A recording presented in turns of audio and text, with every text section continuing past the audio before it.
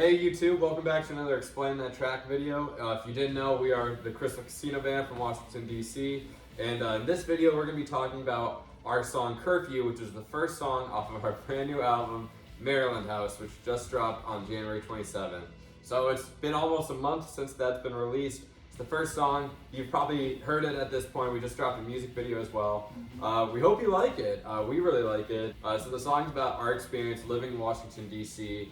During the insurrection on January 6th, 2021. A pretty crazy day to be living in DC, obviously. Like the city went under a lockdown. There was literally like guards everywhere after the fact, after Trump supporters stormed the Capitol. And it was just overall really scary. Like we were all working that day, like our day jobs, watching the TV, watching the news, and pretending that like everything was fine while we were still like required to work, even though like we know people who work in the Capitol, we know people who live near the Capitol, and it was all just a pretty jarring experience. So the events of that day like translated into the song with like with like our experience. So lyrically it's like having your bubble being burst because like you didn't actually expect something like this would ever happen. The song tends to like tackle like those subjects, and also checking in with people who are like close to the action, like making sure that they're okay. And it just came like pretty instant after I would say like probably within the next few days after the whole events happened. I think we all thought it pretty off the bat. It was a kick-ass opener. The entire album's about like our experiences living in DC, and it has like a little bit of a political, tint to it. The entire album, but it's not like overtly political. I think Curfew kind of was like the perfect opener. I mean, we had like no disagreements about that, I don't think. Yeah, it was like the next best one that we had after like all the singles. It was just like the one that's just like, well, I guess it has to be the opener because it was just like such a powerful song. I feel like we briefly discussed having it be a single, Yes. but then we had already released kind of a lot of singles, so we just decided to save it for. So Yeah, this is definitely one that we're highlighting, and we're so happy that like the music video came out too. Chala did an incredible job with that, so hope that you can probably click like a video over there and find it that they're pointing to. But like from like the actual like recording standpoint of it, we like created a demo, sent it over to Kyle and Jay, and what we got back was like pretty similar to what we really came up with. I don't think that there were like too many changes. Yeah, I don't remember rehearsing this a ton. I mean, we've rehearsed it a lot since it's come out and since we performed it, but I don't remember like tons and tons of pre-demo rehearsals. So I think like probably the original demo is probably pretty close to how it came out. I mean, obviously it's more polished and refined than the demo. I think one change that I think you came up with, Joey, was the second verse.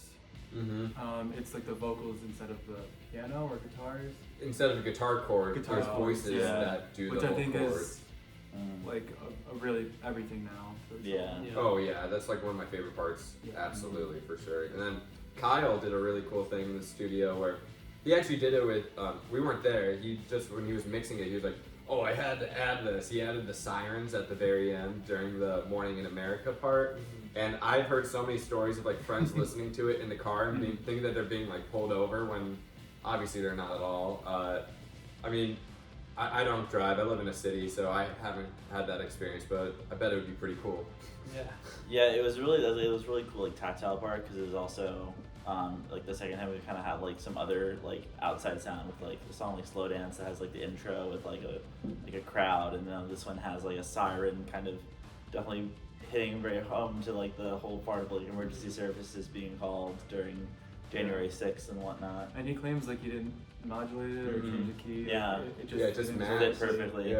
Yeah, I really love that halftime. It's halftime, right? Yeah, the halftime part. I think it's really cool. I think we always kind of played it that way, like in the demo, right? I think that's right. Yeah. The only thing like I know really that's changed, like besides the changes that were already said, was like the little like guitar riff after each part of the verse, just like the slide up riff, which was kind of cool because I got to play on Kyle's like vintage Les Paul custom that he had, and he like always alluded to it, and I was like, can we use it for this song? And he was like, yeah, sure. So he brought it out. It was super cool. It's like from 1972, like a 50-year-old guitar, and just like playing it just like on like the album like single was like a pretty cool experience.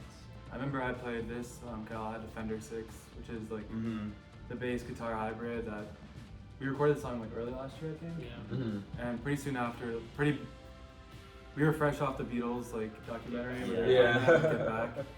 And so I remember picking it up and being like, oh, it sounds really bad. And then I was like, wait, and I like kind of got in a groove with it, and it fit perfectly for the chorus. Yeah.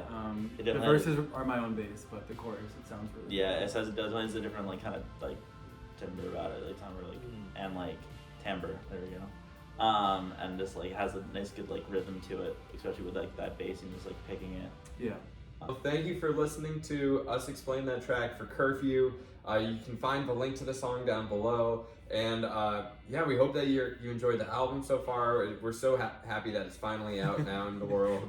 But anyways, we'll see you in the next video, YouTube. Thanks so much for watching. Bye, YouTube. Bye.